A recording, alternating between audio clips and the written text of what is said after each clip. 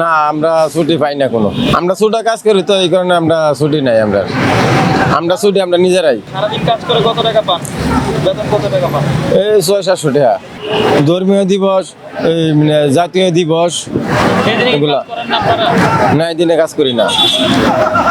জাতীয় দিবস, ধর্মীয় দিবস স্যার আমরা এইগুলা থেকে কাজ করি না।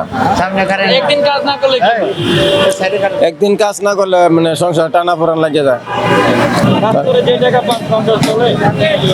ছিমছিম খাওয়া যায়।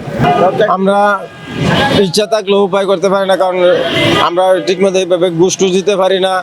তাছাড়া আমরা মামা কালো জোর নাই, এই বিভিন্ন ঝামেলার কারণে আমরা সরকারি চাকরি পাই না। হ্যাঁ, সরকারের কাছে দাবি আসলে যা আমরা এই আপনারা ন্যায্য পাওনাটা কি? ন্যায্য পাওনাটা যেন ঠিকমতো পাই।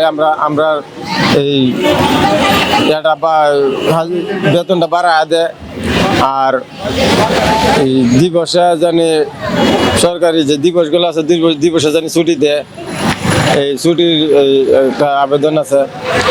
আর আমরা যারা দারিদ্র্য সীমার নিচে বাস করি, আমরা নির্ধারিত একটা ভাতা জানে প্রদান করে সরকারে, এটা আমরা আশা ব্যক্ত করি।